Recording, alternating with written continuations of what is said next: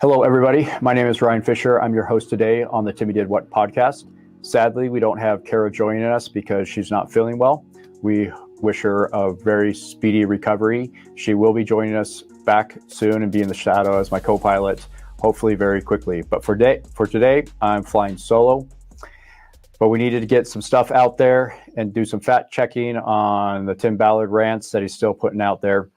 This is the response video for, I think it was published yesterday on Last Dispensation's YouTube channel. He made some pretty outlandish claims. He claimed that I, along with Ellen Mortensen and Suzette Rasmussen, the lawyers representing the women, are cozying up to the cartels, that we're working for the cartels to try and take him out so that child sex trafficking can flourish in foreign countries.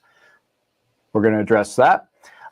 He also claims that the women are sluts in their personal lives and goes into some character assassination on that. We're going to address that. He also claims that he is the victim of protection orders that some of the women are trying to get against him, and it's affecting him and his family, and especially his bank account in horrific ways. That's horrific ways. We're going to get into that. There's so many claims here that need to be fact checked because they're flat out lies. There are some misleading comments and also some deflections from what's really at stake here, trying to deflect to the righteous cause that he's involved in. So we also have some other videos coming out soon on the Kelly Suarez case. You have to be patient with us because I had just obtained video of my testimony, and we're still trying to obtain video recordings from some of the other witnesses in that case. Once we have all that together, as well as the video clips describing the delicate comment and all that, we'll present that to you, the evidence, so you can decide whether Kelly is innocent or guilty. But I need to reiterate something because I'm seeing in the comments on some of the things that Tim is posting on Instagram as well as on some of his YouTube posts. He's still calling Kelly a trafficker, that she was a trafficker. That's what he's been saying for 10 years. That's what's in the Sound of Freedom movie. He's calling her a trafficker. And I need to make it absolutely clear that Kelly was not convicted of human trafficking. She was not controlling and selling kids. She was convicted of pimping. And the difference is really important because trafficking is where you control somebody and you can use them for profit or for labor or anything like that. Kelly was not in control of anybody. She did not bring anybody to the raid in Cartena. She was convicted of pimping. And pimping is simply being a middleman in between somebody that wants sex and sex workers. That is illegal in Colombia. And so, but if money is exchanged, then you can be technically convicted of as being a pimp. So she was involved in a conversation where money was being promised by Tim. We believe that it's paramount to entrapment. We're going to present the evidence on why that is. But Kelly was convicted of pimping, not trafficking. Trafficking is you're a slave holder, basically. Pimping is you were involved in a transaction between consenting sex workers and clients. So he's still pushing that narrative that she's a trafficker. I want to make that absolutely clear that she was not convicted of trafficking. Everybody's saying that's in his camp, that, hey, this is a win for Tim. No, it's not, because he was advocating that Kelly was a trafficker this entire time. And this case shows that the trafficking charges from 10 years ago were dropped and they pinned pimping charges on her instead, which pimping charges does not involve children. Those pimping charges, what she was convicted of, does not involve children. So this is not a win for Tim. In fact, if anything, it completely destroys his claim that Kelly is a trafficker, that she's a supervillain in the Sound of Freedom movie as it was presented. So yeah, we'll get into that more in another video, but I just felt like I needed to clarify some of those comments and some of the punches back against this as a win for Tim and his camp. It's not. It actually destroys his testimony and what he claims Kelly actually is. Without further ado, let's launch into this recording. What happened very recently, yesterday or the day before, and we're just going to go through it together. That Mortensen is attacking the aftercare center. Yeah. Now, here's my question to you: is he suing them? What Surprised if he does. is he What's going on? What did you mean by that? First, okay, I'll answer that question because I did a post on this, and they feel threatened. The aftercare center that took all this is the aftercare center that won't be named, but they took all the kids from that Columbia operation that Kelly Suarez Moya was a part of. But this is important to set this up. Is Kelly Suarez Moya? She has defense attorneys, and she should, and they lost. She was convicted. Mortensen and Rasmussen, Ryan Fisher et al., they are not her defense attorneys. These are people who are taking the opportunity to try to make money by getting Kelly Suarez Moya, a convicted child trafficker, to sue me and Angel Studios because there's lots of money there. The Angel Studios made $250 million. My fraction was so small, it's already gone to legal, and it's gone, right? Okay, so I need to respond to that. He's claiming that the lawyers, Alan, Mortensen, and Suzette, and myself went to Columbia because we're trying to make money off of this. This trial was a criminal trial against Kelly. I was down there to provide context in Kelly's defense as to the real motives behind Tim and the operations. Okay, I have not received and will not receive a single cent for my participation in that trial. I have nothing to gain from that. So I'm curious to see how he thinks I'm going to make money off of this. And same with the lawsuits. The lawsuits are for defamation against Kelly, that he ruined her name, her career, and she received death threats as a result of being portrayed as a trafficker in the Sound of Freedom movie. This has destroyed her life. And so she is suing him for defamation. This is not motivated by money. None of it is motivated by money. We're trying to take out a guy that is going around ruining people's reputations and ruining their lives. So he can claim that all he wants, but I know I'm not receiving a cent for doing this. This entire podcast is an act of service on my part because I want the truth to get out there. So much fact checking we got to do with this guy. Let's keep going. They're going after foundations that I have built and raised money for. So we need to make it very clear what they've done. And so why people might say, you're so mean, you're so mean-spirited, you're saying such mean things.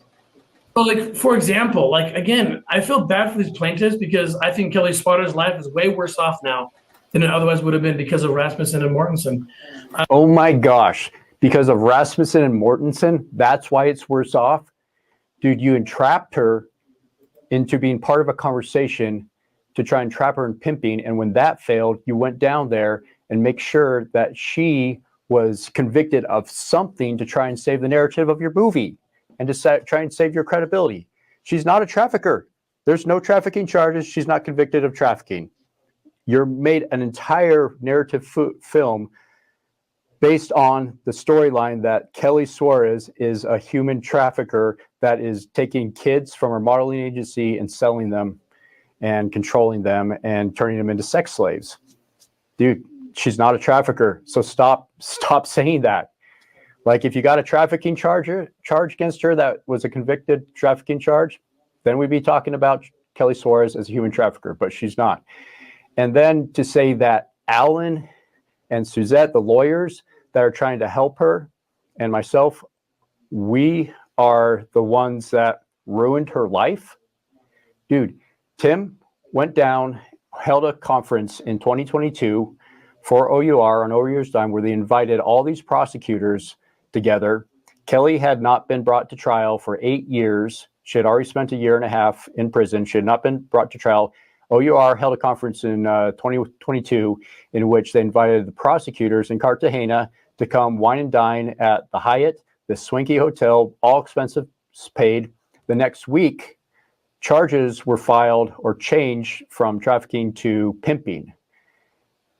It seems very, very obvious that Tim got a prosecutor, got in his ear and got a prosecutor to change the charges and get Kelly charged with something that they could probably have a chance of convicting her on something, on pimping, because the human trafficking charges were not holding up. There were not, there's no evidence that that was the case. So the next week, Kelly was charged with pimping. And this trial was her criminal trial that Tim orchestrated. Had he not gotten involved, the statute of limitations would have ran out, I think, in a week from now, sometime or October. After 10 years later, Kelly would have been a free woman. She wouldn't have been convicted of pimping. She was already not convicted of trafficking. She wouldn't have been convicted of pimping, and she'd be a free woman right now. She's in prison because of Tim. And he has the audacity to say that I, along with Alan Mortensen and Suzette Rasmussen, ruined her life. Seriously, dude? Seriously.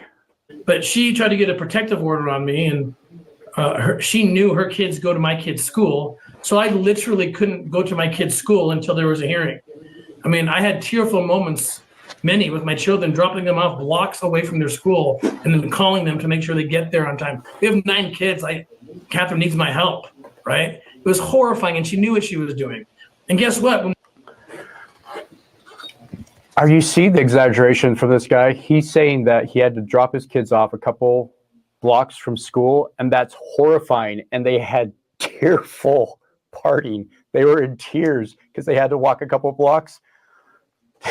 I'm sorry, but this is laughable. Like, his kids can ride the bus just like anyone else. Kids can walk a couple of blocks to the school. That's not something that you would have a tearful, horrifying experience with. Like, if that's the case, then dude, you need to get your kids out and get them a little bit more accustomed to the real world.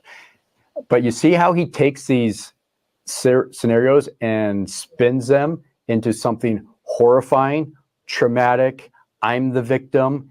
It's all because a woman who he won't identify, Kira, was trying to get a protective order against him because he's out there smearing her publicly in the Eagle Mountain Steak fundraiser that he held, and that was streamed online to everybody in the Eagle Mountain Steak, where he berated her and called her a liar and all sorts of other horrible names. He's out there smearing her publicly.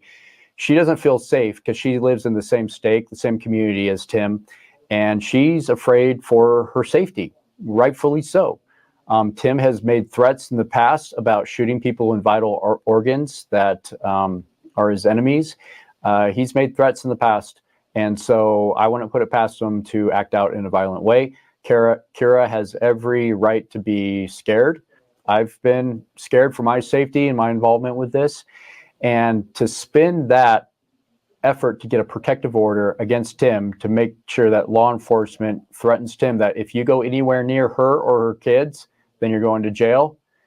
That is, he spins that into he's the victim and it's affecting his family. And he has to drop his kids 2 blocks away from the school. Like, dude, you're not as good of a spin doctor as you claim you are.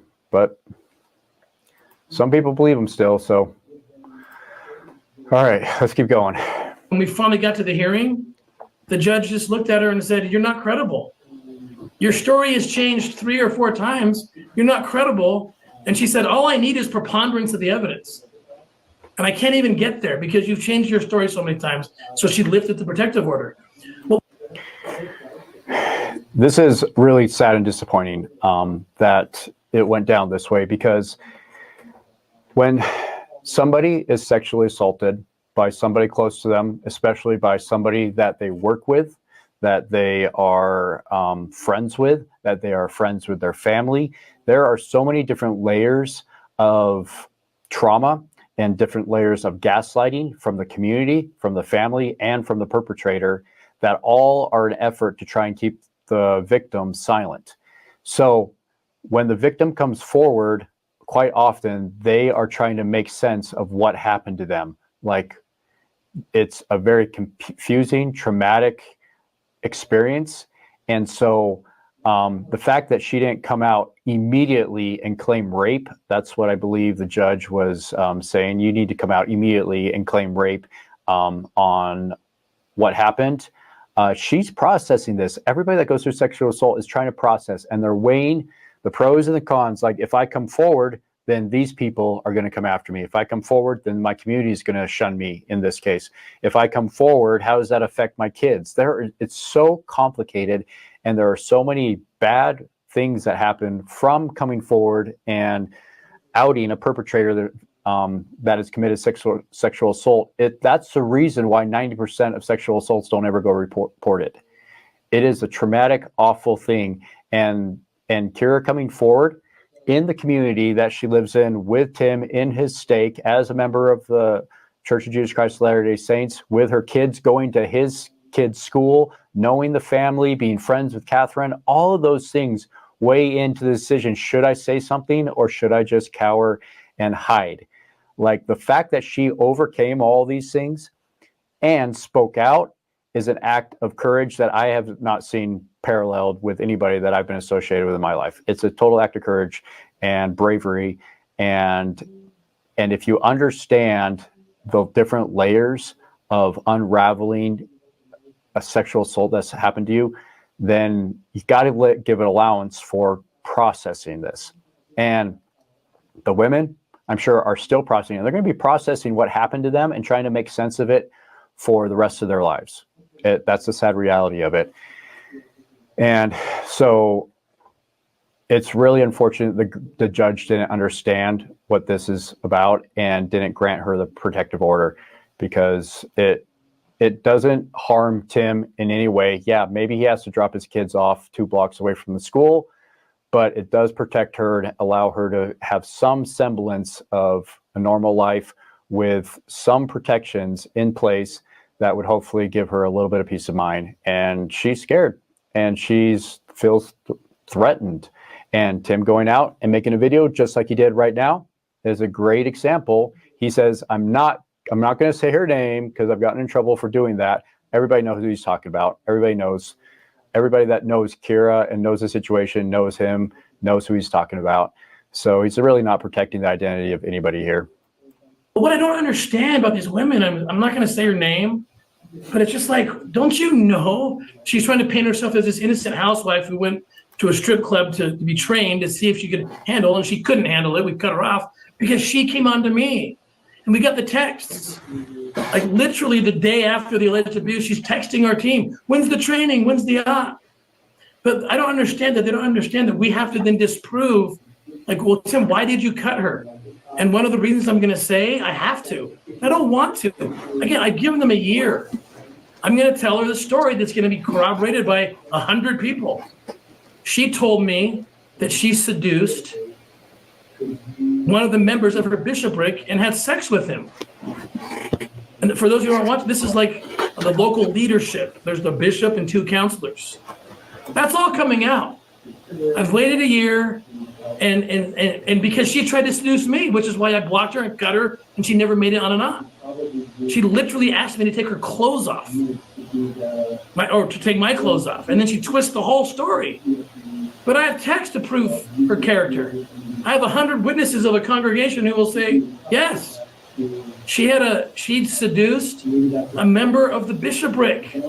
Like, I don't know why they think that they're going to get away with this. They keep getting trapped. And in the end, I feel like they're going to say it, look at their attorneys and say, why didn't you warn me about this? Why didn't you warn me about that? How come Tim's winning all the cases? Because you're lying. He says that he doesn't want to do this because he's trying to love his enemies, but he has to do it.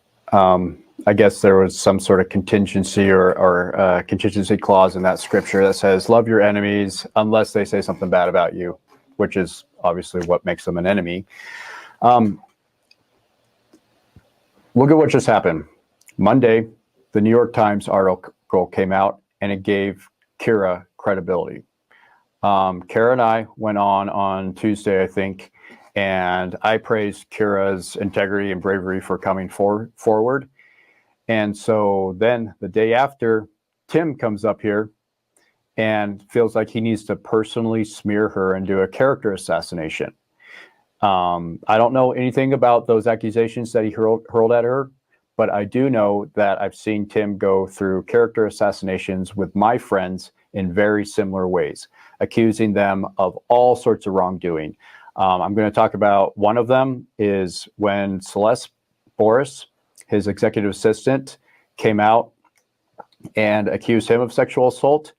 Tim not only went after her, but he went after her husband. Mike Boris was contacted by people and threatened. He also works with different clients in his profession who were contacted by people that said that Mike was involved in an assassination plot in Ecuador or somewhere, and also that he had his wife tied up in their basement and was abusing her. This is psychotic accusations that Tim and his minions are hurling at people to try and character assassinate them and get in their head and play these psychological war games. I know several other friends of mine that worked for OUR that were threatened by him and that were character assassinated by him. In fact, there's one man that worked for OUR early on when I was there, and his father was on the board. And when he started, the son started questioning Tim and his motives and his tactics, Tim went into full-on character assassination mode with him and even got his dad to believe the charges that he was hurling against his son. And he divided that father and son. I hope that they have reconciled and that the dad sees that, who Tim really is and believes his son with these accusations. But that's what Tim does. He goes into full-on character assassination mode, and he's hurling at Kira accusations that she's a seducer, and this is crazy because all of the documentation out there paints Tim as the one that is trying to seduce, groom, and sexually assault women when they don't submit to his advances. Like, he's accusing them of the very thing that he's been accused of by multiple women. And so take that for what it's worth. I really have a hard time believing that anything coming out of Tim's mouth is credible, especially under these circumstances. And I definitely don't believe that he's a good Christian man wanting to love his enemies, but is forced to hate them and forced to character assassinate them and forced to go on these personal smear attacks. But you tell me how you view it. And you're painting yourself as someone you're not. And I don't want to do these things. I could have done that 10 months ago, but I have to start telling the truth because it's hurting our fight against child trafficking. And I'm going to start telling the truth, and it's going to come out. I have my First Amendment rights. They put out their vomitous mass of lies and misconstrue things, and I can go through each and every one. And now I'm going to start doing it because I've given them about a year to do the right thing. I've suffered immensely for it. I'm millions of dollars in debt for it. But I've come to the point where it's time to start revealing the truth, and it's going to start coming out. And it is coming out because I just want to point out, he just identified that he suffered immensely for it, and then identifies how he suffered. He's millions of dollars in debt. To him, that's what suffering is losing his war chest. So just make a note of that. The court forces it out, and that's the only time I've been vocal about it, and we've won every claim because the judges sit back and say, wow, well, you certainly didn't tell this part of the story when you put in your filing, and that's just going to continue. And I'm sorry because it's going to hurt people, but children and the mission that we have to rescue them is more important than that. And they've had enough time. They've had enough time to try to make a decision, and they've chosen very poorly, and I feel bad for them. Yeah, of course, goes back to his standard deny and deflect arguments that this is hurting children. By attacking me, you're hurting children. by taking away my millions of dollars, you're preventing me from saving more children.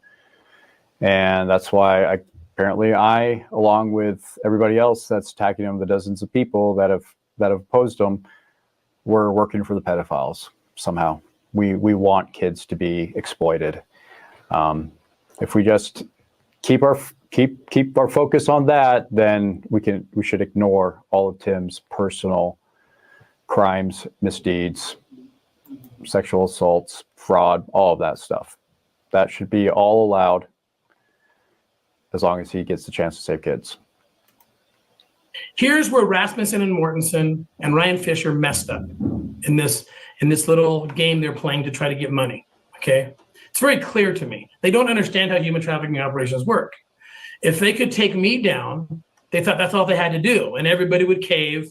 I think they promised these women, hey, this will be short, couple months. He's going to have to plead out because we're going to hit him so hard that he's just going to not plead out, but just crumble and just pay. And OUR is going to pay, and just it's not happening because we have the truth, we have the text messages. And here's the problem, and this is the truth. Tim Ballard was not the hero of Sound of Freedom. I was not the hero. I was not the leader of that operation. And that's where they're falling apart. Like in the hierarchy of things, me and my teams were somewhere down here. Now, the filmmakers could have chosen anyone to be the protagonist, but the protagonist of the story is not necessarily the hero of the story. The hero of the story could have been the CTI unit. It could have been the Homeland Security agents who were on the island. It could have been following just one of the children who was the real hero. It could have been a story about this aftercare center. So here's the problem is they take on me and then they get into it and they get stuck in it. And then they think, oh my goodness, now what do I do? It's not just Tim I got to take down because they're trying to say that I paid these kids to be paid actors to come on this island. Has anybody seen anything that OUR Tim has put out? The abolitionists, Operation Toussaint, all of the videos, the sizzle reel, and the Sound of Freedom. Who is the hero in that? Like he's trying to gaslight everybody. That's like, it wasn't me. I was just there, participating, but I wasn't in charge. I wasn't the hero. Are you kidding me? Do you think we're stupid? Like anybody can see that for themselves, that the whole operation of OUR was to build up Tim Ballard. The fundraisers, he was the hero. The movies, he's the hero. He's like, well, I was the protagonist, but I wasn't the hero. The hero could have been the aftercare facility. The hero could have been the CTI agents. Are there any names of the CTI agents that are out there that anybody knows? No. Tim took all the credit. His name takes all the credit. Does anybody know the aftercare facility and the people that ran that stuff? No. Nobody knows their names. They weren't even discussed. So gaslight all you want. Like, you're the hero. You made that movie to advance your own hero status in the United States, and it's pretty laughable that you'd claim otherwise. He's also making a claim that I said in my testimony that the children were paid. That's not true. I said that in my testimony in the Kelly Suarez case, that the operators, everybody that OUR brought there as part of OUR were paid actors, which is the truth. They were doing a cosplay, pretending to be undercover agents. They're not, because they're not part of law enforcement, that are performing the sting operation. They are all actors. They are all playing the role of creepy sex tourists. And they're inviting innocent people to be a part of that don't know it's a setup. Okay, so I never said that the kids were paid actors. Like, I got the transcripts. I don't know why he's just grasping at straws there, trying to claim that I said something that I didn't in my testimony. The kids that were invited there through Facebook messages didn't know they were walking into a film shoot, unfortunately.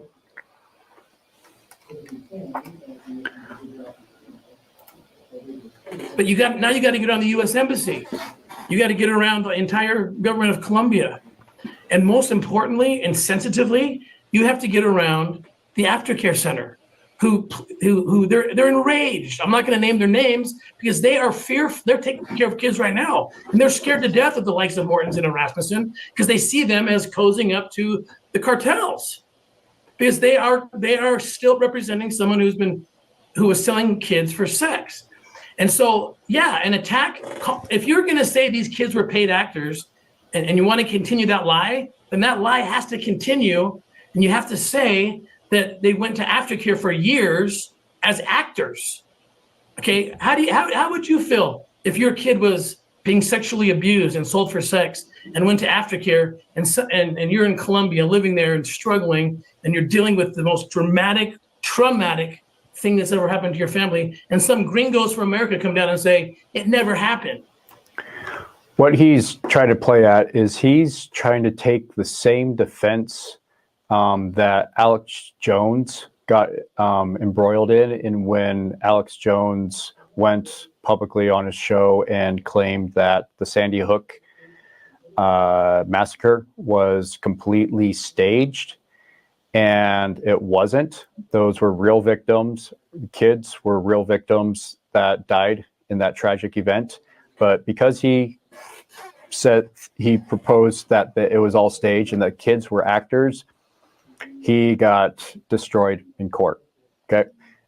He's hoping that he could take the same attack angle on us, even though I never said, and I don't believe that any of the kids, actually most of the individuals involved in the Cartagena raid, the vast majority were over 18. We have a list that we'll share it with you. We're trying to get the complete list of the victims or the kids involved in the Cartagena raid. The majority of them were over 18. All of them were over the age of consent, which is 14 and above, consent to have sex. And so nobody was trafficked in that raid. Again, he's going back to the aftercare facility is scared because we're cozying up with the cartels. I have no contact with the cartels. I don't want to have any contact with the cartels. I'm not receiving any money from the cartels. He's making absolutely wild claims that the lawyers that were helping Kelly's defense team are part of the cartels. Wow. I mean, show us. Why do you think that? Come on, provide some evidence and some proof of that. I'd really like to see it. I'd really like to see what you're basing that on, because it's not true and he doesn't have any way to prove that, or he's just coming up with absolutely baseless claims. How would you feel as a parent? That would feel that child horrible. Would feel? I need to also address his claim that the aftercare facility is scared. From my understanding, and I need to double check this, but from my understanding, what I've been told by lawyers involved in this is that there were no victims, nobody was trafficked, and everybody there was not part of the sex exploitation industry prior to coming to the island or during that island. They were not sexually assaulted, and so there were no victims. And because there's no victims, everybody was above the age of consent, and there was no trafficking going on. There was no need for aftercare for somebody who wasn't sexually exploited. Does that make sense? So that's what I've been told. It's pending verification. But if that's true, then this entire aftercare story that there's an aftercare facility that took in all these kids is totally bogus. Now, I need to verify that. That's what I've been told by my sources, that's what happened at the Cartagena raid. And I'm talking with people, and we're trying to verify that. But it's difficult because of the language barrier, and it's all the way down in Colombia. But I'm going to put that out there as a point of contention that I'm not buying that story. If I'm wrong, I'll let you know. But so far, I'm not buying the story. I would like to see the evidence of the aftercare facility and all the people, all the kids that were saved and had to go to the aftercare facility for years. Like, let's see that documentation. Yeah, feeling like it's like, we finally get out of danger. My child is being rehabilitated, getting help, and then the hero that helped, the same country that he's from, is coming down here. I mean, it's obvious. And I wanted to mention something too, that the devil's in the details. Look, this is messy. People don't want to hear messy things, but this is the truth. And this is what has to be said. Bottom line. And I'm glad that you mentioned that they were not, but they were not the defense attorneys, folks. That's where the media is trying to make money from they're likely working on a contingency, which means they're going to get 30 to 40% of whatever they can take, in my opinion, steal from Sound of Freedom that grossed $250 million. The foundation that I started, OUR, that has tens of millions of dollars in it, and that's what this is about. But they're stuck, Troy, because they thought that if they could just take down me, they're home free. But they can't. They can't do it without taking down all these others. And now they're going to have to pretend that this aftercare center, I've met these people. They've given their lives. These children have been separated from their families to get healed in this facility. And you have to now say that this cosplay, as Alan Mortensen and Ryan Fisher have called it, it was all fake. So was the 3 to 4 to 5 years of aftercare fake too? These paid actors just stayed in there? They don't know what to say. And let me ask you something. When you don't know what to say and you're losing an argument, there's a telltale sign. When you're losing an argument that bad, you start saying things that are unhinged. You resort to ad hominem attacks. Yeah, so if there's 3, 4, 5 years of aftercare for the people that were supposedly saved from the Cartagena raid, provide the documentation. You got to provide documentation, otherwise it's baseless accusations. Like, seriously, I'll totally give you credit if there was victims from the Cartagena raid that went to aftercare. Provide that documentation. Let's see it. I'd really like to see it. And it's people see through it. He's called me the closest thing that Utah's ever seen to a mafia boss. Okay, that's like when you get into an argument with someone and you know you're losing so bad that you're like, oh yeah, well, you're a Nazi. Okay, argument over.